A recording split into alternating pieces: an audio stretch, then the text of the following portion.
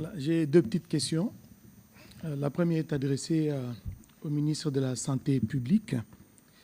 J'ai suivi dans votre mot introductif. Vous avez parlé d'une certaine évolution par rapport aux guéris. Le nombre de guéris a sensiblement augmenté, mais paradoxalement, les pays comme les États-Unis, le Canada, le Mexique, les Émirats arabes unis, tout récemment, d'ailleurs de qui la République démocratique du Congo dépend beaucoup en termes d'importation. Beaucoup de commerçants se rendent à Dubaï. Aujourd'hui, les frontières sont fermées, mais on ne sent pas au niveau du gouvernement entrer en contact, prendre langue avec ce pays pour la réouverture des frontières parce que c'est contre le protocole de l'OMS. Qu'est-ce qui est prévu? C'est ma question qui vous concerne, Monsieur le ministre de la Santé publique. Monsieur le ministre de la Communication et Médias, j'ai une question d'actualité. Le vendredi dernier, l'opposition politique bien sûr, a organisé un sit-in que le gouvernement provincial avait délocalisé pour les terrains à Sosa. Mais finalement, les militants et les leaders de l'opposition politique se sont agglutinés devant le siège de l'ECD. Juste après ces sit-in, le gouvernement provincial, même vous-même, vous êtes prononcé en annonçant l'ouverture d'une enquête. Je voudrais savoir, c'est ça la question, à l'issue de ces sit-in, est-ce qu'il y a eu des morts? Parce que le rapport qui a été présenté fait état de plusieurs dégâts et des blessés. Je voudrais savoir s'il y a eu des morts à l'issue de ces sit-in. Merci. Voilà, merci pour la question. Monsieur le ministre? Oui, d'abord, le nombre de guéris va continuer à augmenter. Vous savez, quand vous regardez nos chiffres, vous allez voir que entre le nombre, je vous dis par exemple qu'on est à 808 cas, le nombre de personnes qui sont hospitalisées qui sont à 300 quelque chose, le nombre de guéris, je vous dis, ils sont à 50 quelque chose, et puis vous vous dites, mais les autres sont où? Ça, c'est une première question, par exemple. En fait, c'est parce que le nombre de guéris va continuer à augmenter. Il y a des gens pour lesquels nous attendons juste un deuxième test, et donc ça va continuer à augmenter. Je répète encore, cette riposte, cette épidémie est grave, elle est sévère. Ce n'est pas une petite épidémie, c'est une grosse épidémie parce que ça touche une très grande province où il y a 8 millions d'habitants et où il y a un grand mouvement commercial. Mais si vous regardez ces chiffres un peu plus en détail, vous allez voir que 85% de cette épidémie est dans 4 zones de santé. Dans Bunia, Nyakoundé, Rwampara et Mongwalu. Les autres zones de santé, vous allez trouver un cas, 2 cas, et rappelez-vous que j'ai dit, chaque fois qu'il y a un cas, on dit que l'épidémie est là. Et donc, c'est très, très concentré à cet endroit-là. Bien entendu, on peut avoir un cas qui sort, qui se retrouve ailleurs, mais ça ne va pas donner l'ampleur qu'on a de l'autre côté parce qu'on va pouvoir l'étouffer rapidement. Et c'est pour ça que j'ai dit, les mesures qui sont prises, nous, on va à Bunia. On était à Bunia dernièrement. On va sans doute y retourner. Nous, on va à Bunia. On ressort, on repart. Il n'y a pas de peur. Donc, les mesures qui sont prises, encore une fois, ce ne sont pas des mesures de santé publique. Quand je parle des pays qui ferment les frontières. Mais nous sommes en contact avec eux. Vous savez que notre équipe est finalement partie pour le match, même si, à un moment, je peux vous assurer qu'à un moment, ils nous avaient même contacté pour nous dire, mais même l'équipe ne vient pas. Ils nous avaient même contacté pour ça, on leur a expliqué, mais sur base de quoi vous faites tout ça? Et même maintenant, on voit que le gouvernement américain commence à réfléchir comment on évolue. Donc on est vraiment en contact avec eux. Le chargé de mission des États-Unis, chargé d'affaires, c'est-à-dire le représentant de l'ambassadeur, on va dire, eh bien, on est en contact quasiment tous les 2 jours pour pouvoir parler, expliquer. On vient de vous dire qu'on était avec la commissaire européenne. Donc on parle avec l'Union européenne. On parle avec tous les pays. Et dès qu'un pays prend une décision, on va vers ce pays-là pour dire, mais expliquez-nous pourquoi vous avez pris ça. Parce que, scientifiquement, on ne voit pas ce que ça va changer pour vous. Prenons même que dans le pire des cas, vous avez un cas qui vous arrive. Ce n'est pas une épidémie. Rappelez-vous donc la fameuse épidémie dont j'ai parlé de 2015 en Afrique de Ah, l'Ouest, l'Afrique de l'Est, oui. eh bien, il y a eu 4 cas aux États-Unis. Et donc, je crois vraiment que ce n'est pas des mesures de santé publique et nous passons notre temps à parler avec eux. Donc, ne pensez pas que quand un pays prend une décision comme ça, nous, on se tait et puis c'est fini. Non, non, non. On a vraiment des contacts très, très, très suivis. Et il y a des pays qui essaient de trouver des solutions qui ne sont pas non plus des solutions de santé publique. D'ailleurs, j'en profite ici de faire des tests de dépistage. Je ne sais pas si vous avez prévu de poser cette question, mais c'est un test inutile. Vraiment inutile. Je sais que beaucoup de gens commencent à partir à l'INRB en disant « Est-ce que je peux faire un test avant mon voyage ?» Parce que c'est vraiment inutile. Mais bon, parfois la panique peut faire des choses qui ne sont pas des choses très rationnelles. Mais bon, on est en contact avec tous ces pays-là. Merci beaucoup, Monsieur le ministre, et c'est pour ça que nous sommes transparents, justement. Et c'est pour ça qu'il y a eu des rumeurs ici qui annonçaient, par exemple, des cas à Kinshasa. Le ministre a déjà eu l'occasion de le dire, que s'il y a un cas à Kinshasa qui est avéré, il y a des dispositions qui ont été prises pour en assurer la prise en charge. Et je pense aussi que le ministre, les mesures préventives qui doivent être prises sont prises dans les différents points de barrières dans les aéroports. Et d'ailleurs, je pense qu'on va demander à nos équipes de faire une petite visite à l'aéroport pour qu'on voie les circuits qui ont été aménagés à l'arrivée à Kinshasa. Et c'est bien les dispositions qui ont été prises aussi partout, principalement pour les provinces qui sont touchées. Je dois rappeler ici, et les ministres l'ont dit souvent, nous sommes à 1 mois de l'épidémie, mais si vous regardez, nous avons les 3 provinces, et ce sont ces 3 provinces qui sont touchées en 1 mois. Et donc, le jour où les éléments nouveaux arriveront, nous-mêmes, parce que la transparence fait partie de notre stratégie des ripostes, on viendra le dire. Il faut donc s'y méfier parce que la semaine dernière, Monsieur le ministre, je ne sais pas si vous l'avez entendu, on disait qu'il y avait des cas à Boudjala. Oui. Mais tout ça relève... On m'a même envoyé des vidéos. Des rumeurs. Et qu'il faut vraiment... C'est pour ça que le rôle de vous, les médias, est crucial. Alors, sur votre question par rapport à la manifestation du 12, je dois d'abord rappeler un principe. C'est que la liberté de manifester ou la liberté d'expression, c'est des droits qui sont garantis par la Constitution. Je dois rappeler aussi que dans ces contextes, la violence n'a pas de place. La violence est inacceptable d'où qu'elle vienne. Je dois aussi rappeler que lorsque responsable politique, vous convenez avec les autorités urbaines du lieu et de comment la manifestation peut se dérouler, je pense qu'il faut s'en tenir à ce qui est prévu. Mais quoi qu'il en soit, on ne va pas revenir sur le détail. Nous, comme gouvernement, qu'est-ce que nous avons fait? Le communiqué que j'ai sorti samedi a été sorti après, parce que le vendredi dans la soirée, le ministre d'État, ministre de la Justice et garde de Sceaux a rendu visite aux responsables des partis politiques qui étaient à la marche la journée. On ne les regarde pas parce qu'ils sont d'un courant politique différent, mais on les regarde d'abord comme de Congolais, dans un contexte où les libertés publiques sont garanties. Et donc, le ministre de la Justice a fait cette démarche pour, y compris, avoir les détails de leur version par rapport aux événements qui sont passés. Et le lendemain, nous avons fait un communiqué. Je rappelle encore la transparence. S'il y avait des morts répertoriés ces jours-là par nos services, on l'aurait déclaré.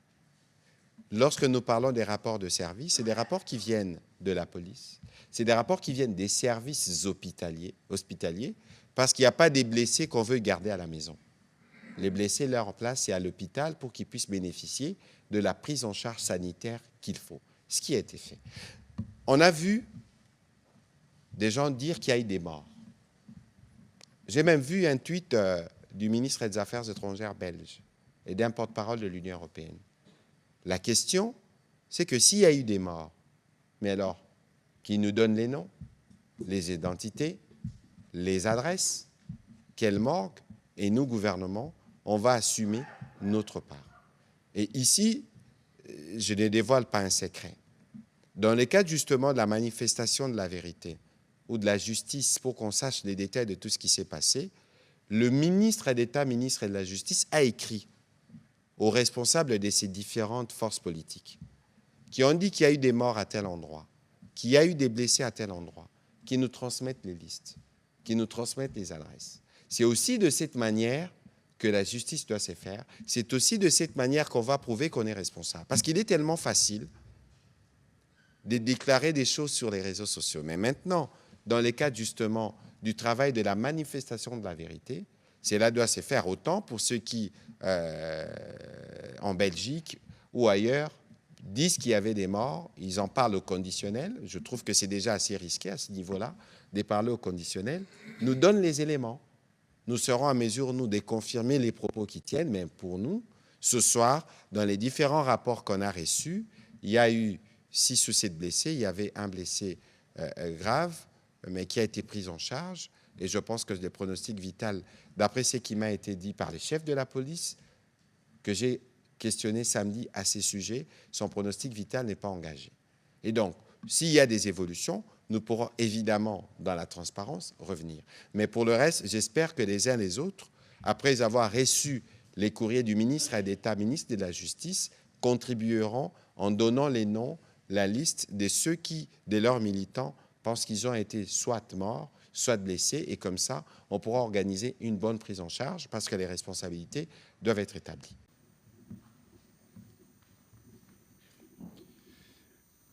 Merci, Monsieur le ministre, pour la parole.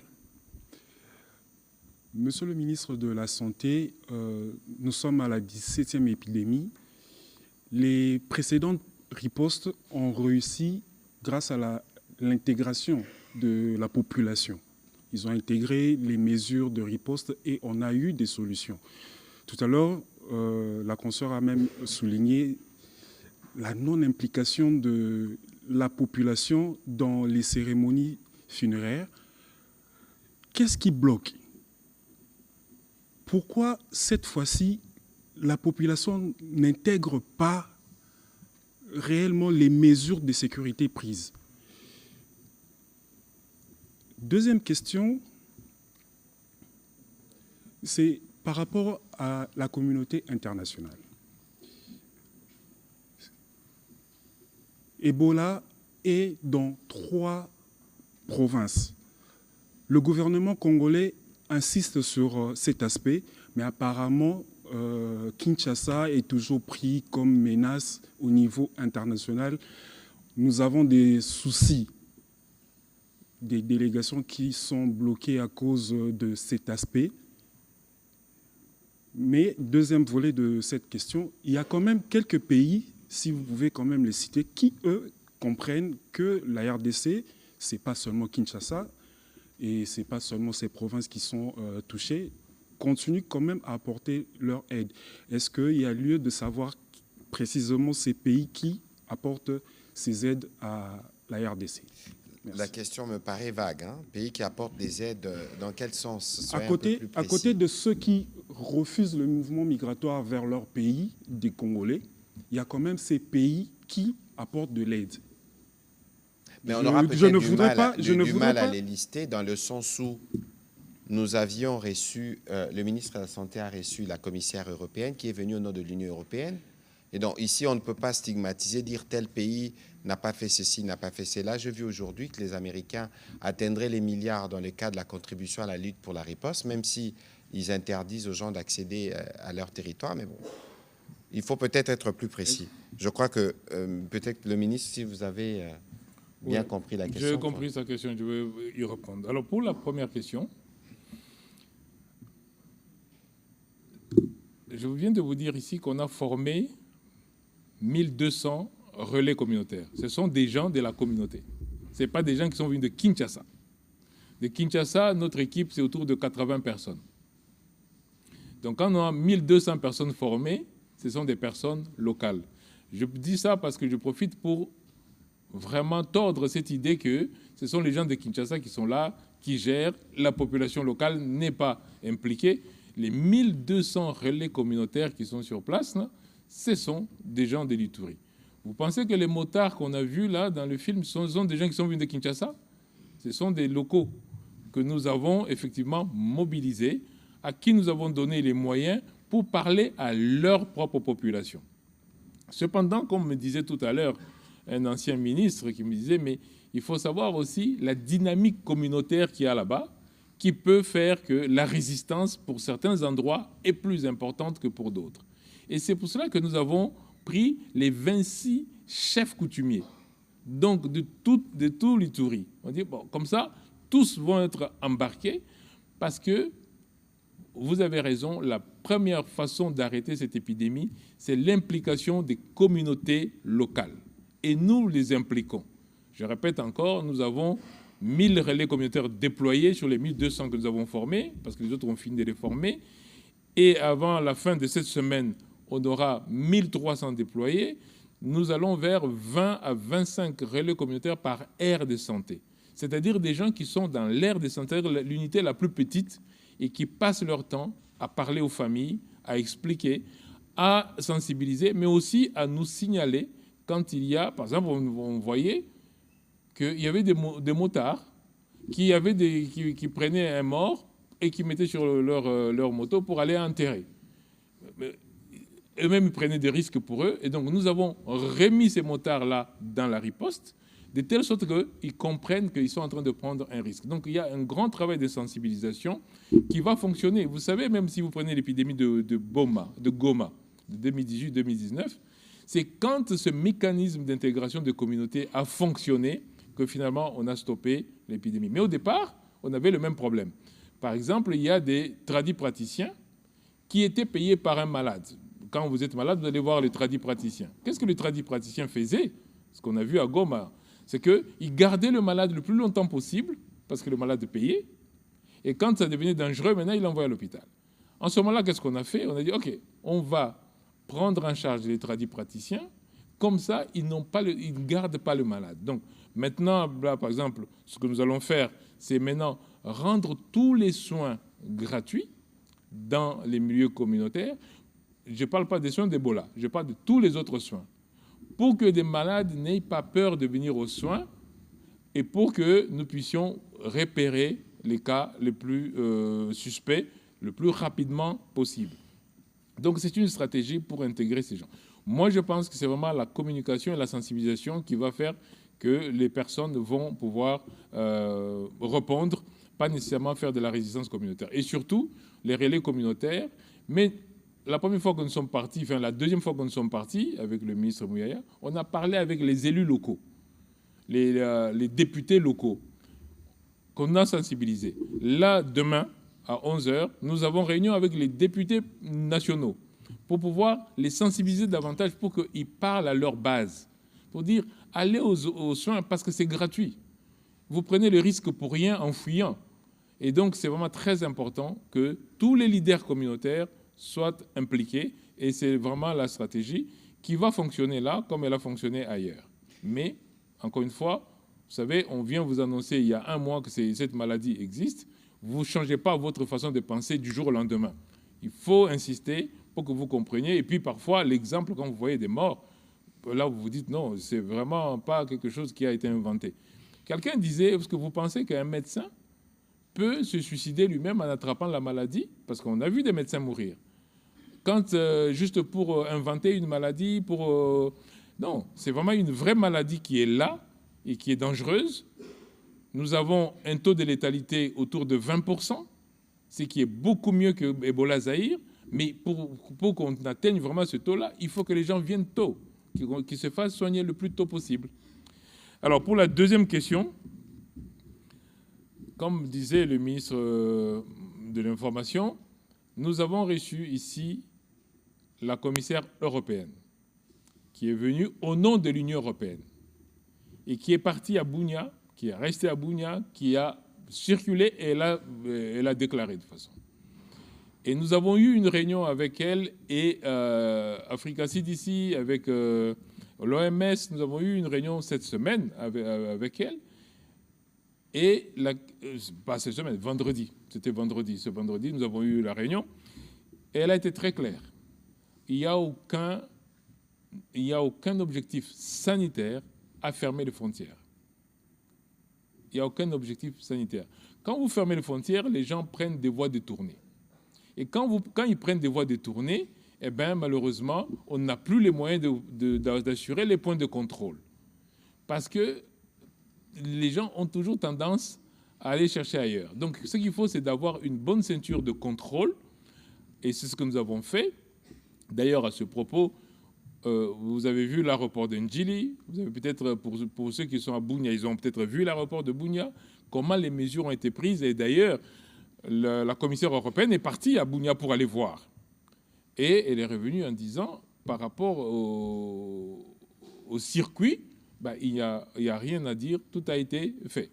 Et donc, oui, il y a des pays qui, par peur sans doute, mais pas par mesure de santé publique, ont fermé des frontières, mais encore une fois, j'ai dit, ça n'a pas de substrat scientifique, il n'y a pas de raison. 17e épidémie, l'épidémie qu'on a eue en Afrique de l'Ouest qui a fait des dizaines, qui a fait des milliers de morts, officiellement plus de 11 000 morts, ben, ça touchait plusieurs pays.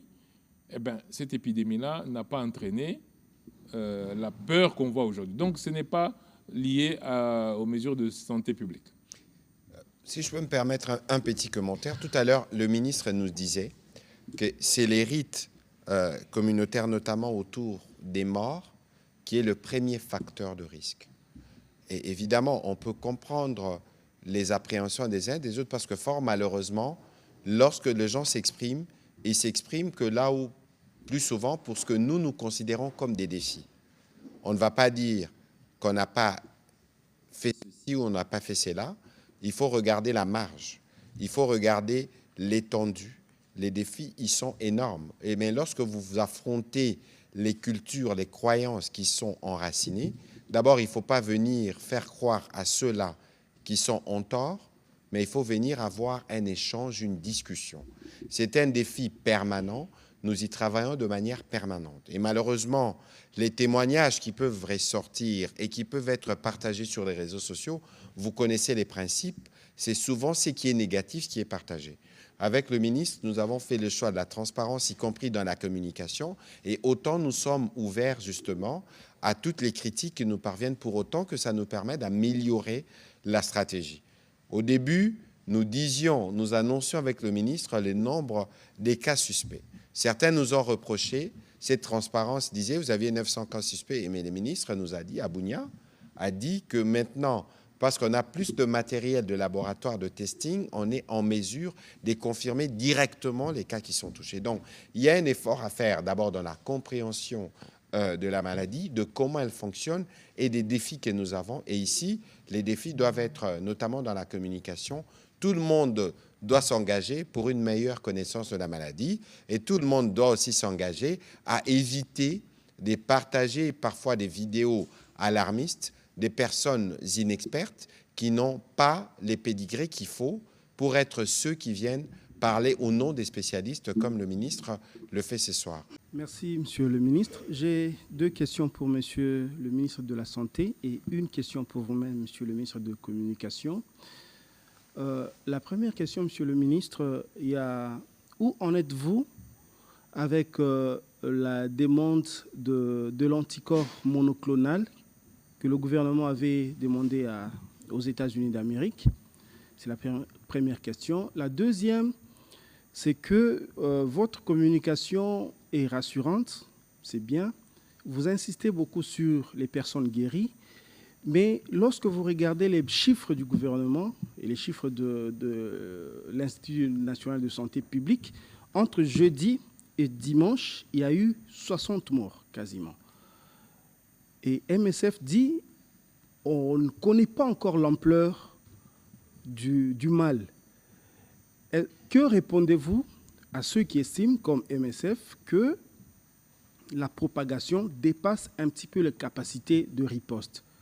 Ce sont les deux questions. Monsieur le ministre de la Communication, une question d'actualité. Il y a quelques jours, il y a eu deux rapports parallèles.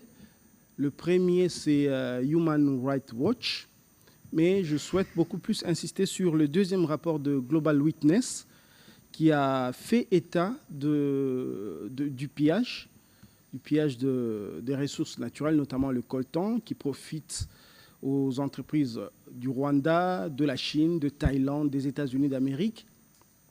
C'est comme un conglomérat industriel, en tout cas mondial, contre le Congo. Alors j'étais curieux de savoir que va faire, comment va réagir le gouvernement. Mais je n'ai vu aucune réaction, ni par rapport au rapport Global Witness, ni par rapport au rapport de Human Rights Watch. Est-ce que le gouvernement est à ce point blasé pour ne plus réagir, ni communication, ni quoi que ce soit, autour de rapports qui sont très alarmants?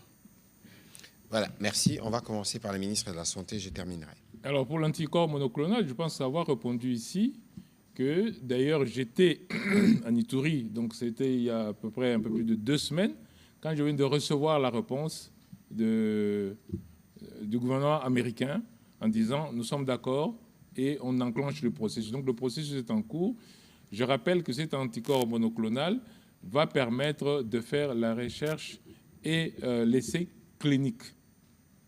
Je rappelle que nous avions demandé, nous, 500 doses pour faire cette recherche clinique parce que l'anticorps monoclonal a été essayé d'abord in vitro, ensuite ça a été essayé chez l'animal, ensuite ça a été essayé chez l'homme pour voir s'il y avait des effets secondaires, ce qu'on appelle la phase 1. Maintenant, on passe à la phase 2, donc le processus est en cours. C'est vraiment un certain nombre de documents, un certain nombre de protocoles de mise en place qui est en cours. Rappelez-vous, nous sommes toujours à 1 mois du début. Hein, donc, parfois, on a l'impression que ça traîne depuis très, très longtemps. Mais ça fait, tout ce qu'on dit là, c'est dans les 30 derniers jours.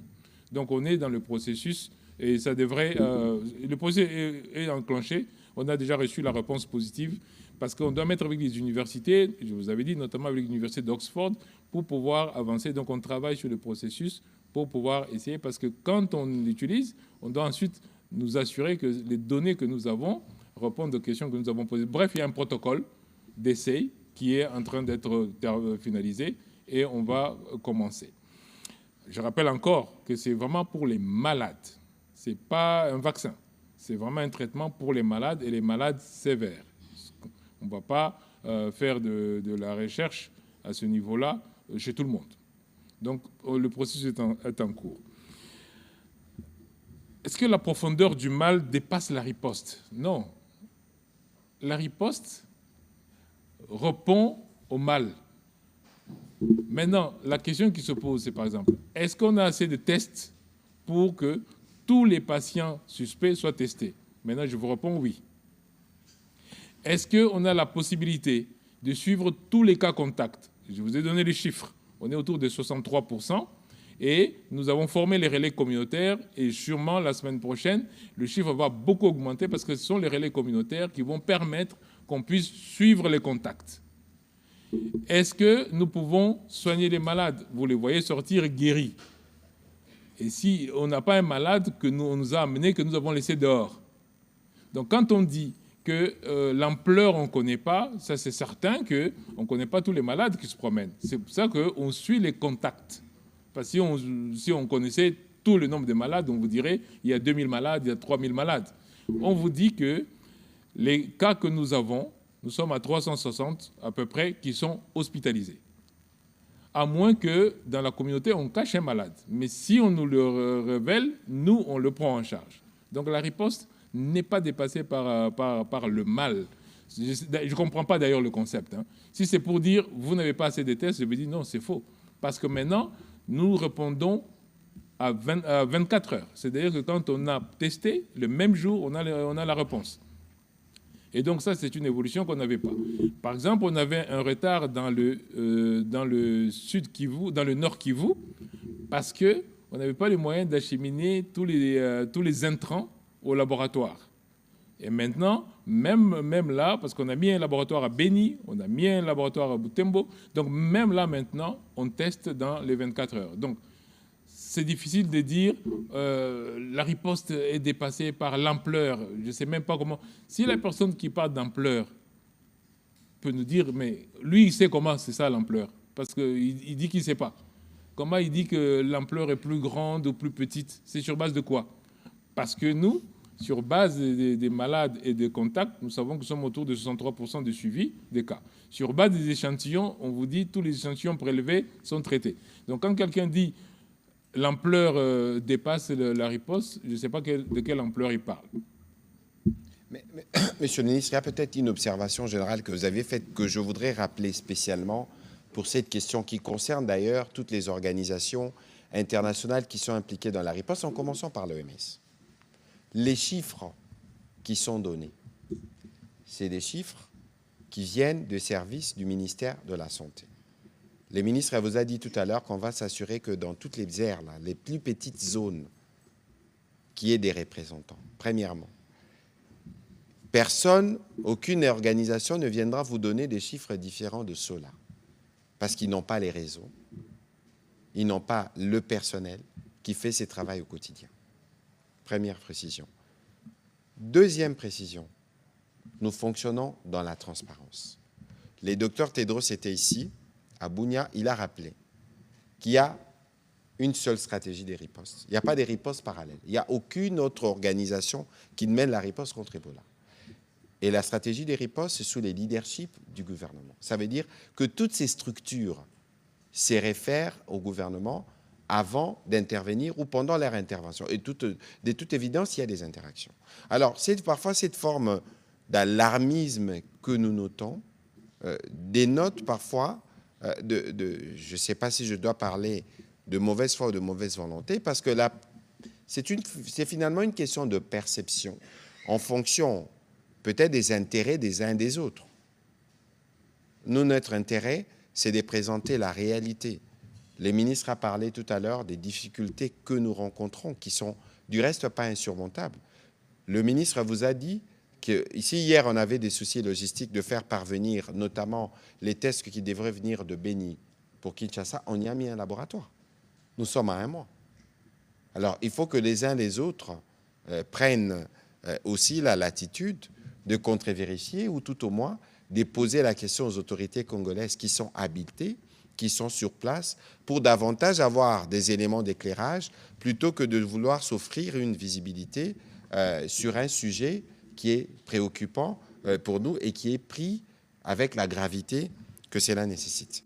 Je veux peut-être compléter le ministre pour dire, le site REP là, que nous partageons, il est fait par nos équipes avec tous les partenaires ensemble.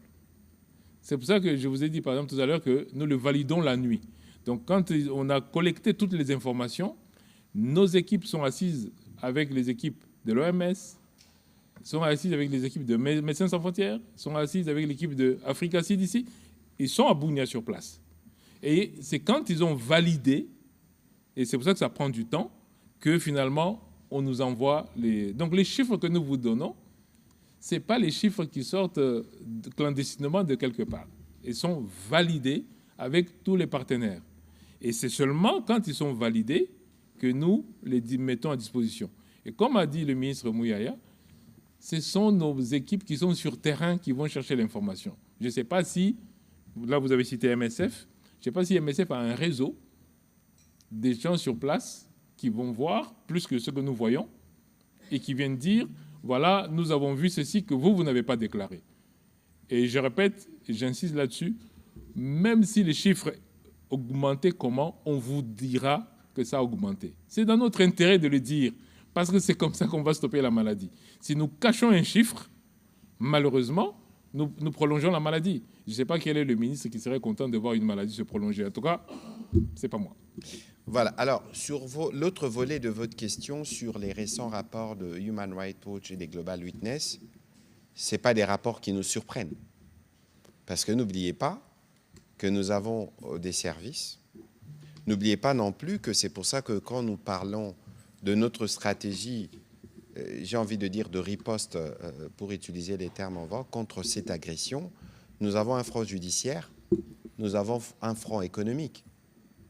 Et d'ailleurs, dans les jours qui viennent, il y aura encore des actions judiciaires qui seront posées au niveau du ministère de la Justice, parce que pour nous, il n'est pas simplement question, pour ce qui concerne les minerais, par exemple, de blâmer ceux qui viennent piquer à la source, mais il faut regarder toute la chaîne. À ces propos, nous avions eu une grosse réunion avec la Première ministre il y a quelques mois à Genève, avec tous les traders qui interviennent plus ou moins dans les circuits.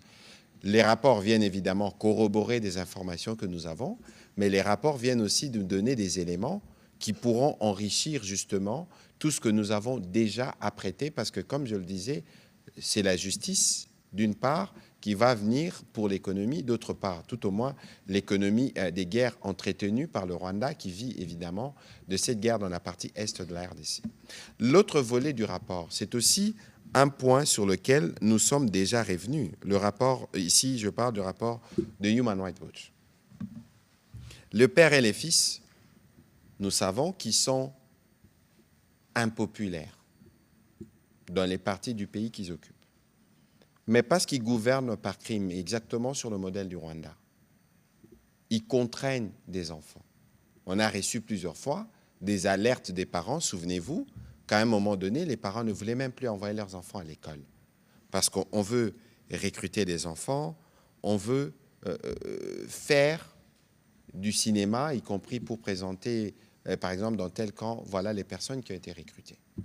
Les rapports de Human Rights Watch qui corroborent ce que nous avons déjà dit, pourra davantage d'ailleurs nous servir dans le travail judiciaire qui est en cours. Parce que tous ces crimes, et là-dedans il y a des crimes, des guerres et tout le lot de types de crimes que nous retrouvons et pour lesquels la justice, notamment au niveau international, est saisie ou sera saisie. De toute évidence, ici, nous connaissons le type justement de l'agresseur, ses méthodes, nous les traquerons partout et d'ailleurs, les rapports, que ce soit de Human Rights Watch ou des Global Witness, ne relèvent pas tout ce qui se passe sur le terrain. Et donc nous comptons sur nos services et lorsque ces rapports viennent, ils corroborent les travaux en cours et ça va davantage étoffer notre réaction. La réaction du gouvernement n'est pas simplement en faisant un communiqué ou en parlant. La réaction du gouvernement, je pense que c'est plus dans l'action. Et si vous avez vu que les autorités américaines ont pris des sanctions contre l'armée rwandaise, c'est parce qu'y compris cette armée rwandaise, elle contribue ou elle collabore ou elle est complice, elle est responsable de tous ces circuits mafieux de production illicite de nos minerais. Et pour toutes ces choses, il y aura évidemment de suite par rapport aux démarches judiciaires qui sont en cours. Merci, Excellence, pour la parole. Monsieur le ministre, Dr Kamba, la dernière fois quand vous étiez ici avec nous, vous devriez rencontrer le lendemain, je crois, l'ambassadeur russe ou quelqu'un de chez eux qui devait venir vous voir. Je voudrais savoir, et piquer ma curiosité, si vous avez évoqué la question relative aux vaccins éventuels, s'il y en a dans des pipelines. Et puis, vous avez évoqué ici la difficulté qu'il y a par rapport à la communication, parce qu'il y en a certains qui pensent que c'est une maladie inventée de toutes pièces et tout ça. Je voudrais savoir, l'autre défi, c'était plutôt à l'époque la manière de dispatcher les kits et tout ce que vous avez apporté comme besoin là-bas. Si 31 zones sont touchées à ce jour, par rapport à aujourd'hui par exemple, vous êtes déjà à quel niveau par rapport au pourcentage de dispatcher tout ce que vous avez apporté à nos populations là-bas? Et puis bon, vous êtes contre le fait que, pas vous, hein, mais les règles en la matière, contre le fait que l'on ne puisse pas fermer les frontières d'un côté. Mais de l'autre, que pensez-vous à cette opinion qui dit, par exemple, qu'on pourrait probablement, vous, au niveau du gouvernement, confiner nos frères et sœurs qui sont dans ces zones-là, en Ituri? Vous, au niveau du gouvernement, vous en dites quoi? Ce sont là mes questions. Est-ce que la question de confinement, ce n'est pas celle à laquelle je venais de répondre? Et même la question sur le vaccin monoclonal. Ok, bien. Non, je sais, mais encore une fois, il y a des mesures qui paraissent de bon sens. Mais parfois, ce n'est pas nécessairement le bon sens scientifique. Je rappelle qu'on a déjà eu 16 épidémies. Je rappelle que l'année passée, nous avons eu épidémie d'Ebola l'année passée. C'était à Boulapé, dans le Kasaï, à côté de l'Angola, avec la possibilité d'arriver à Kinshasa. Il est beau, arriver à Kinshasa. On n'a pas confiné Boulapé. C'était la même question qui se posait. Et si un cas se retrouvait dans un bateau, finalement à Kinshasa, c'est la même question qui se pose encore. Mais la même question s'est posée en 2018, quand il y avait le Nord Kivu, le Sud Kivu et l'Ituri touchés déjà. On n'a pas confiné. Et je vous rappelle qu'il y avait eu 3000 malades, qu'il y a eu plus de 2000 morts. Là, je vous parle de, pour l'instant, je ne dis pas comment ça va évoluer l'évolution, comment ça va être, l'épidémie va évoluer. Nous sommes à 192 morts. Je ne dis pas que je compare, mais je veux seulement dire qu'on prend les mesures qui sont des mesures éprouvées. Si on commence à inventer des mesures qui montrent qu'on panique, ça montre qu'on n'est pas constant, on n'est pas sûr de ce qu'on fait. Il ne faut pas paniquer, il faut faire les choses correctement. Il y aura peut-être 800 malades de plus, je n'en sais strictement rien. Il y aura peut-être moins, il y aura peut-être plus, je n'en sais rien. Mais nous devons appliquer les mesures éprouvées. On ne doit pas commencer à inventer à chaque coup quelque chose en disant « et si on essayait ceci, et si on essayait cela ?» Je répète que le règlement sanitaire international dit que quand il y a une épidémie de ce genre, on ne ferme pas les frontières. C'est après avoir éprouvé beaucoup de méthodes et beaucoup de confinements même. L'Union européenne nous dit qu'il n'y a pas de raison de fermer les frontières. Les Américains disent « ah, chez nous, vous ne venez pas, si vous venez de... » Vous voyez? Quelle est la bonne mesure? Est-ce que vous pensez que les Européens ne sont pas capables de voir qu'il y a une épidémie qui peut arriver chez eux? C'est possible. Peut-être que demain, ils vont changer. Mais ce que je veux dire, c'est que nous appliquons des mesures éprouvées. Nous n'essayons pas, on ne fait pas de la petite magie tous les jours là. On dit quels sont les grands principes, quels sont les grands remèdes, on les applique. Peut-être que dans un autre contexte, il reviendra qu'il faut fermer. En ce moment-là, tous les comités scientifiques s'asseuront et diront est-ce qu'on s'est trompé ou pas. Mais pour l'instant, avec ces épidémies, on ne s'est pas trompé. Donc je ne pense pas qu'il faille maintenant commencer. Oui, l'opinion, on la comprend, mais c'est notre rôle d'expliquer à l'opinion. C'est notre rôle de travailler pour que l'opinion comprenne ce que nous faisons. Parce que gérer, c'est voir un peu tous ces aspects-là. Bien sûr, comprendre les inquiétudes des populations, mais d'autre part, ne pas essayer des méthodes non éprouvées parce qu'il faut suivre un certain courant. Pour l'instant, tous les scientifiques autour de moi et tous les décideurs épidémiologistes disent que ce n'est pas la bonne méthode. Alors maintenant, pour ce qui est des défis de logistique, encore une fois, je rappelle ce que j'ai dit tout à l'heure. Sur les 31 zones de santé, 85% des cas sont confinés dans 4. Il y a des zones de santé où il y a 2 malades, où il y a 1 malade. Mais nous les comptons tous, c'est pour ça qu'il y en a 31. Mais c'est Mongwalu, c'est Bunia, c'est Rwampara et c'est Nyakoundé où il y a le plus de malades présents. Et donc, nous apportons à tous ces niveaux-là tout ce qui est la chaîne logistique. Mais, comme l'a dit John Kanyunyu tout à l'heure, si vous allez maintenant, vous allez voir que les problèmes qui se posaient il y a 3 semaines ne se posent plus ou alors de manière marginale. Donc oui, on a au niveau logistique de quoi couvrir effectivement et on couvre toute la prise en charge des patients de manière sécurisée. Mais Monsieur le ministre, peut-être que alors il faut, au-delà des mesures qui sont déjà prises, évidemment, je ne suis pas spécialiste, avoir une stratégie plus ciblée et plus robuste sur, par exemple, Mongwalu, qui est l'épicentre. À défaut des confinés, peut-être qu'il faut envisager d'autres mesures. Oui, on a d'autres mesures. D'abord, renforcer les points de contrôle. Je rappelle que quelqu'un qui n'est pas malade, il ne contamine pas. Renforcer les points de contrôle.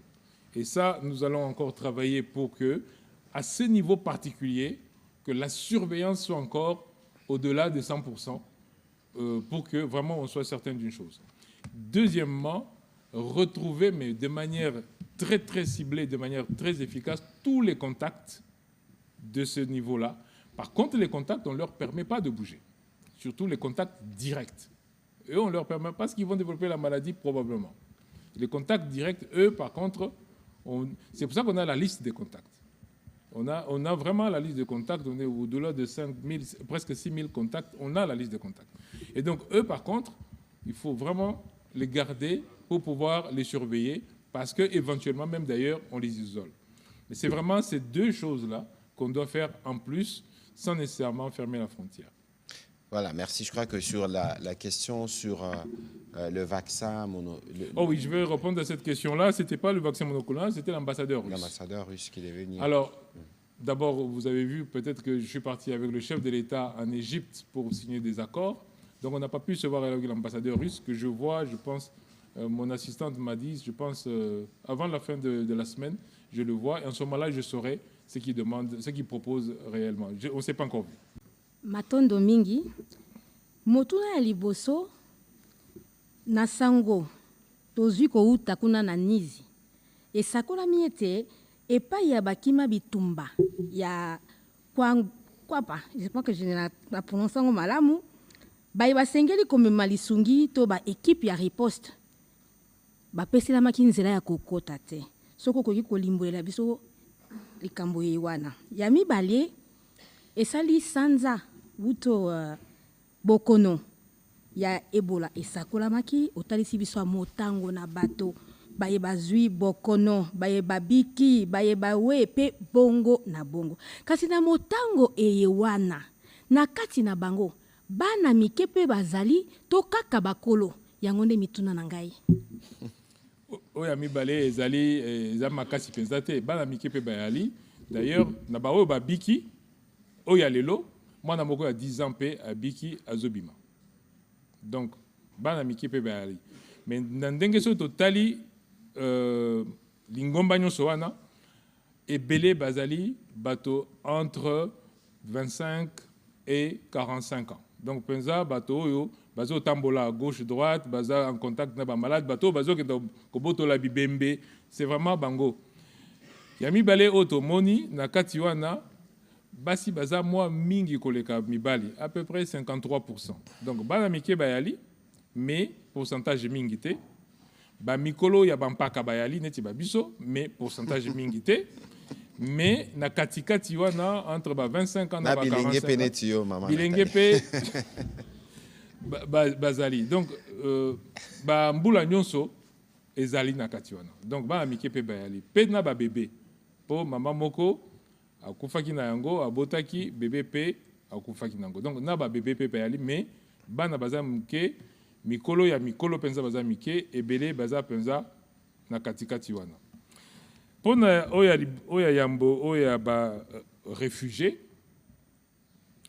to yebi que na Ituri kuna bisika mibale to misato nde esika penza insécurité yali mais Ituri mobimba o etikali ezali kimia biso tokendaki kuna ayebi yango tokendaki kuna eza kimia ne sikoyo ba réfugié bayali oyo tomoni eza te ke bato wana baya pembeni ya bandako na bango bamosusu bapenza à 5 km na ndako na bango mais tozo comprendre te pourquoi bazolanda mibeko ya ba chef de guerre na bango wana oyo bazobimisa bango na bandako et donc mpo na biso kokoma kuna ça devient difficile il faut être accompagné par l'armée. Mais, nauti kolobawa, 85% ya bato bazobela baza na 4 zones de santé. Bisika nyonso wana tozokota. Donc, o etikali wana o esika ba réfugiés bazali, vraiment c'est marginal na moya lelo. Peut-être que lobby koza ndenge mususu, mais na moya lelo ezo poser biso penza problème mingité. Voilà, merci beaucoup, Monsieur le Ministre. Avant de terminer justement ces briefings de ce jour, on parlait beaucoup d'informations ici. Ebola, c'est une maladie zoonotique dont l'approche One Health.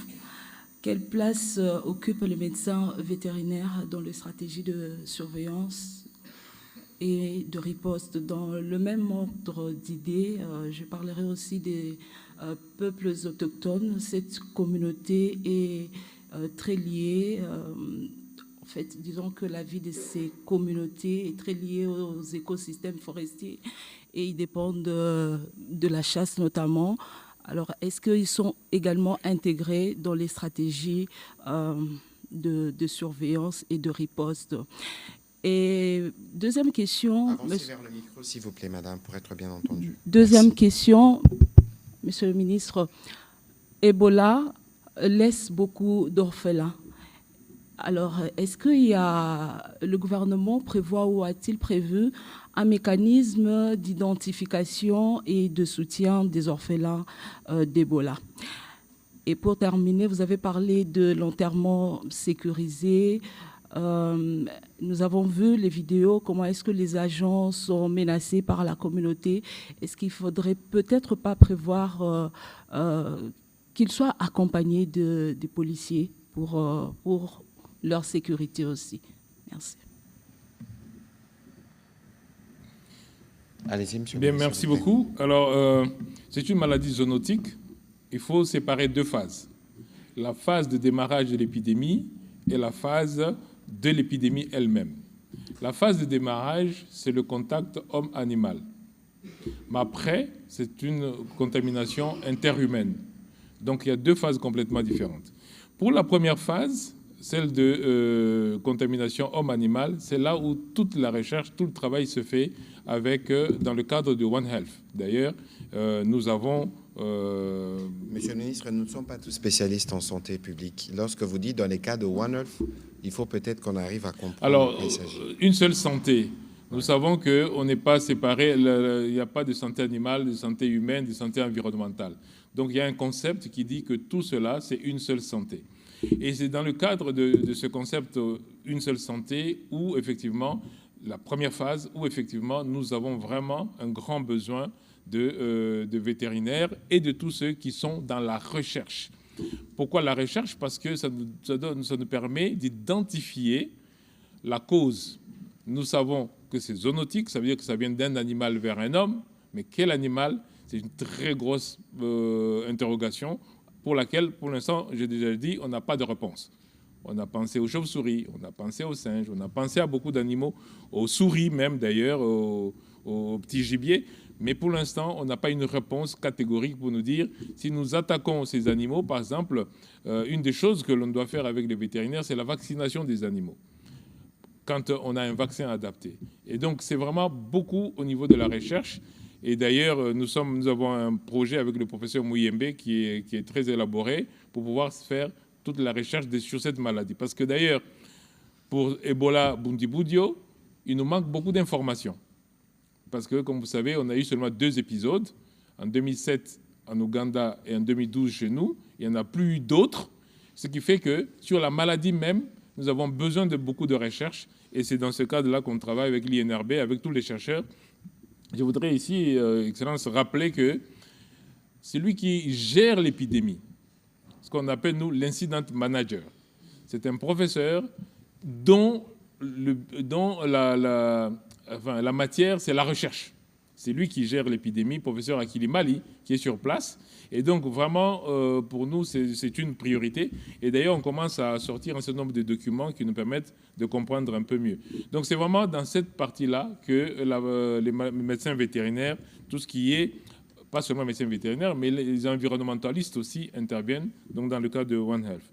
Alors, les peuples autochtones, oui, bien sûr, ils ne sont pas engagés pour l'instant dans la riposte au sens structurel, mais comme vous m'avez entendu tout à l'heure le dire pour les chefs coutumiers, c'est pour mobiliser tous les... c'est pour ça que j'ai parlé des chefs coutumiers, il y en a 26 en Ituri, pour mobiliser toutes les ethnies, donc les peuples autochtones, dans la riposte. Nous avons mis leur chef, le président du caucus des chefs coutumiers, nous l'avons mis dans la riposte comme responsable du pilier engagement communautaire. C'est pour mobiliser toutes les communautés, dont les peuples autochtones. Alors, pour les enfants orphelins, je vais être honnête, on n'a pas encore tout fait pour l'instant, parce que je vous rappelle qu'aujourd'hui, le 15, ça nous fait exactement 1 mois. Donc, nous sommes en train de déployer effectivement toute la stratégie, d'abord pour identifier tout simplement. identifier les parents, identifier les enfants, juste identifier. Et ça, c'est un travail qui se fait par l'incident manager sur terrain. Alors, est-ce que la police doit accompagner pour les enterrements dignes et sécurisés? Je pense que oui, sauf que nous ne savons pas toujours quelle est la famille qui, à la dernière minute, se comporte comme ça. Donc, on ne va pas militariser ni rendre la police avec tous les enterrements. C'est là où il y a un souci, là où on sent qu'il y a de la tension, on va le faire. Donc, on est en train de travailler avec le gouverneur militaire qui est là pour voir comment est-ce qu'on sécurise les enterrements, parce que nous savons que c'est vraiment le moment de contamination. Et malheureusement, ceux qui se contaminent en ce moment-là, la conséquence, c'est qu'ils fuient. Et donc, ça nous pousse maintenant à aller les rechercher. Et donc, c'est pour ça que tout à l'heure, j'ai dit que le suivi des contacts est, à un certain moment, handicapé par le comportement communautaire, parce que si les personnes fuient, ils se cachent, on ne sait plus très bien où est-ce qu'ils sont. Et donc, en fait, ça nous diminue le suivi des contacts. Et donc, oui, pour certains enterrements, je pense effectivement qu'il faudra les sécuriser. Monsieur le ministre, peut-être que vous devez nous édifier davantage, parce que tout le monde n'est pas épidémiologue. Il y a quelques jours, je crois hier ou avant-hier, dans le CITREP, donc le document que nous sortons tout le soir pour des besoins de transparence, il a été confirmé 72 cas. La question, c'est de nous dire à quel moment dans vos prévisions, nous avions parlé ici, quand on se donnait les défis de 3 mois ou 4 mois, vous pensez qu'on peut atteindre le plateau, donc les niveaux les plus élevés de l'épidémie? Alors, je ne veux pas prendre de risque de vous dire à quel moment. Je ne veux pas prendre de risque. Je vous redis encore ce que j'ai dit dès le départ. Nous pensons gérer cette épidémie autour de 6 mois. Je l'ai dit et je le répète. Nous sommes au 1er mois. Donc, je ne peux pas prendre ce risque. Par contre, je vais éclaircir un peu les chiffres, parce que quand vous prenez les chiffres, vous pouvez leur faire dire tout ce que vous voulez. Quand nous disons qu'il y a 72 nouveaux cas, il faut savoir qu'il y a des échantillons que nous avons prélevés le jour même. Mais il y a des échantillons des personnes décédées dans la communauté. Il y a des échantillons que nous avons estimés négatifs, mais qu'on dit on va reprendre ces échantillons. Donc quand nous disons 72, ça ne veut pas dire on a 72 nouveaux malades ce jour-là. Ça veut dire qu'on a 72 nouveaux échantillons positifs qui prennent aussi bien des personnes décédées dans la communauté que des personnes malades pour lesquelles nous avons recontrôlé, parce que le premier test peut-être était négatif, où il y avait un doute sur le test, on a repris. Et donc c'est tous ces échantillons-là qui font les échantillons du jour. Le chiffre le plus intéressant à voir, c'est combien de nouveaux malades qu'on a. Pour hier, par exemple, on est autour de 25 nouveaux malades. Vous voyez que ce n'est pas la même chose que 72 échantillons positifs. Donc c'est vraiment, c'est pour ça que les chiffres, il ne faut pas les prendre de manière brutale, il faut les interpréter, et c'est pour ça que nous sommes là. Merci beaucoup. Merci beaucoup, Monsieur le ministre, pour la parole. Monsieur le ministre Samuel, je ne serai pas alarmiste aujourd'hui, parce que je sais que vous attendez à ça. Je suis content quand même, parce que la riposte est effective en Ituri, selon les informations que nous avons reçues. Il y a l'ouverture de plusieurs centres de traitement d'Ebola à Bunia et dans ses environs. Donc là, c'est vraiment une bonne chose.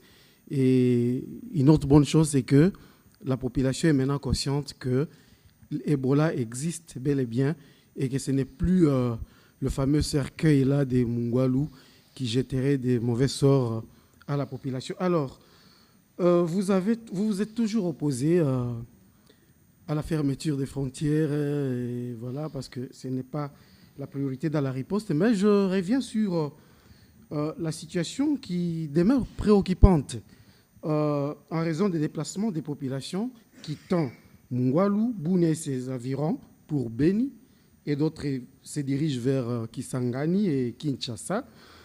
Compte tenu de l'augmentation du nombre de personnes contaminées, ne serait-il pas possible d'envisager un confinement temporaire de Bunia et de ses environs afin de prévenir la propagation du virus dans d'autres villes, y compris Kinshasa? Je sais que vous vous opposez à cela, mais si on peut se référer à l'expérience de l'Ouganda, l'Ouganda a fermé ses frontières Et aujourd'hui, si ma mémoire ne me trahit pas, l'Ouganda est au 11e jour sans aucun cas confirmé d'Ebola. Est-ce que cette expérience, vous ne pouvez pas l'essayer chez nous en confinant temporairement, je le dis bien, vous ces environs, parce que ce que j'ai appris, il y a des gens qui quittent Mungwalu. Pour Beni, pour votre information, la plupart des commerçants ambulants dans Mungwalu et certains villages de l'Ituri viennent de Butembo. Et il y a ces déplacements. Il y a maintenant un risque de contamination et l'augmentation des nombres de contaminés dans ces zones-là. Est-ce que ce n'est pas possible de faire ces confinements temporaires? Merci beaucoup. Rassurez-vous, vous n'êtes pas la première personne à poser cette question. Rassurez-vous que c'est une question qui revient très fréquemment. Votre question revient à dire, est-ce qu'on ne pourrait pas confiner la RDC pendant un moment aussi, pendant 2-3 semaines, comme ça, on est certain à ce moment-là qu'il n'y a aucun cas qui sort. Le ministre Mouya vous a dit tout à l'heure, oui, le nombre de cas est élevé. On est à 808 cas, c'est élevé. Mais non, il y a une stratégie pour pouvoir limiter la transmission. D'abord, je viens de vous dire que le plus important, c'est le suivi des contacts. C'est ça la vraie mesure de santé publique. C'est vraiment le suivi des contacts. Quelqu'un qui n'a pas été en contact de qui que ce soit, pourquoi vous voulez l'empêcher de se promener? Parce que cette maladie-là, encore une fois, ce n'est pas le Covid, ce n'est pas aéroporté. C'est vraiment le contact avec un malade qui présente des symptômes. Qui présente des symptômes avec un malade, pas quelqu'un qui est en bonne santé. Moi, là, je suis parti à une tourisme, je reviens, si vous me touchez, vous ne tombez pas malade. Mais je veux dire, rappelez-vous qu'on a eu des centaines et des centaines de personnels de santé tués dans l'épidémie de 2015. Pourquoi? Parce qu'ils étaient en contact avec le malade. C'est vraiment le contact qui est le problème. Et donc, la vraie stratégie, c'est le suivi des contacts. Et donc, nous avons répertorié quasiment tous les contacts des malades. Mais j'ai dit, et je reconnais que j'ai dit que nous sommes à 63% de taux de suivi, parce que beaucoup de malades, malheureusement, beaucoup de contacts, malheureusement, sont gardés, on ne veut pas se dénoncer ou on ne veut pas les signaler. Et c'est pour ça que je fais l'appel à tous les responsables locaux de dire, ne prenez pas ce risque-là d'avoir quelqu'un qui peut développer la maladie à côté de vous. Le contact, ce n'est pas quelqu'un qu'on va arrêter. Le contact, c'est quelqu'un que nous allons surveiller régulièrement pour voir s'il développe un symptôme. S'il développe un symptôme, en ce moment-là, on dit, OK, lui, il a développé un symptôme, on peut maintenant l'isoler et le traiter. Mais si vous le cachez, c'est un problème. Si on doit fermer, nous-mêmes, nous avons dit, on ne ferme pas la frontière. Nous avons reproché à l'Ouganda d'avoir fermé la frontière. Nous ne pouvons pas lui reprocher et puis venir nous-mêmes fermer les frontières. Si c'était une mesure de santé publique, on la prendrait. Gardez à l'esprit que ce n'est pas Roger Kamba qui refuse. C'est les évidences scientifiques qui nous disent que ce n'est pas une mesure de santé publique. Le règlement sanitaire international dit, en cas d'épidémie, ne fermez pas de frontières. Sincèrement, ce n'est pas moi qui l'ai écrit, je n'étais même pas là. Mais c'est pour montrer que tous les scientifiques sérieux qui se mettent ensemble, vous avez peut-être suivi le professeur Peter Piot, qui est le co-découvreur, avec le professeur Mouyembe, du virus d'Ebola. Tout à fait. Il a dit, même dans l'avion, on lui a posé la question, mais dans l'avion, si vous êtes assis à côté de quelqu'un qui est malade, il a dit, ouais, je peux être inquiet, mais si on ne se touche pas, il n'y a pas de risque. C'est le professeur Peter Piot, ce n'est pas Dr Kamba qui dit ça. Et donc, ce n'est pas ma décision. Moi, j'applique la décision scientifique en sachant qu'il peut y avoir un risque que quelqu'un quitte Bunia, passe par Kisangani, arrive à Kinshasa. Oui, ça peut arriver. On va le prendre, on va le soigner, on va l'isoler, et puis on va arrêter l'épidémie. On a arrêté 16 épidémies en faisant ça. On va arrêter celle-ci aussi. C'est vrai qu'elle est dans une province où il y a beaucoup de mouvements, très dense, où il y a beaucoup de commerçants. C'est un défi en plus, mais c'est un défi qu'on va relever. Voilà. Mais, monsieur le ministre, peut-être que vous pouvez nous dire un mot, parce que vous êtes là, sur l'Ouganda, justement. il a été convenu par les 2 chefs d'État de construire des centres de traitement dans des points frontaliers bien identifiés. Alors, rappelez-vous d'abord que moi-même, j'étais en Ouganda et que nous avons discuté ensemble. Nous avons levé le plan que nous avons de riposte aujourd'hui. C'est un plan que nous avons validé avec l'Ouganda et le Sud-Soudan, rappelez-vous. Lors de cette rencontre, nous avions décidé qu'effectivement, nous devions mutualiser nos efforts pour que nous puissions ensemble venir à bout de ce problème. Et les 2 chefs d'État, effectivement, se sont parlé. Ils ont décidé d'aller dans ce sens-là et de valider cette stratégie. C'est pour cela qu'aujourd'hui, par exemple, j'ai donné mon accord pour que l'Ouganda construise son centre de traitement à Arua. De notre côté, c'est Aru, de l'autre côté, c'est Arua. De telle sorte que si on a des malades à ce niveau-là, que nos capacités soient ensemble. Oui, on travaille avec l'Ouganda pour mutualiser aussi bien le testing, le suivi des malades que la prise en charge.